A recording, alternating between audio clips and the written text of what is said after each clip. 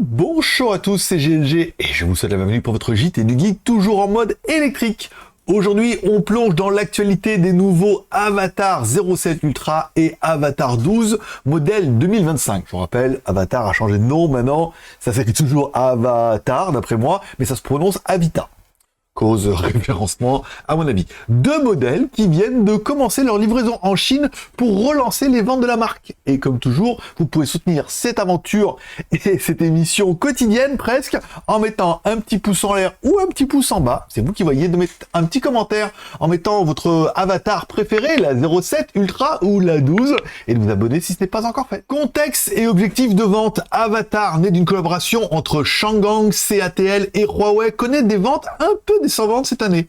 Avec seulement 30 000 unités vendues en 2024, ces nouveaux modèles doivent vraiment faire la différence sur le marché des véhicules électriques chinois. Présentation de l'Avatar 07 Ultra, car oui, on commence avec l'Avatar 07 Ultra, un SUV qui rivalise avec des modèles comme le Zik R7X et le modèle Tesla Y. Bien évidemment, ce mid-size SUV propose des options BEV et EREV avec un prix démarrant à 31 000 $ jusqu'à environ 40 850 $. Encore une fois, on prend le yuan chinois et qu'on le convertit en dollars. C'est un tarif hors taxe et local.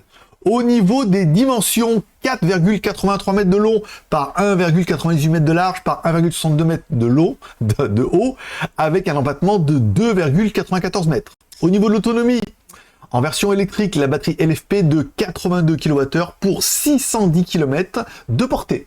Et enfin, au niveau de la motorisation, dual moteur avec 590 chevaux, tandis que la version EREV ajoute un moteur thermique et une autonomie totale de 1050 km. Et bien évidemment, on parle de l'Avatar 12 version 2025. Oui, passons à l'Avatar 12, un modèle liftback avec des dimensions généreuses et des performances intéressantes.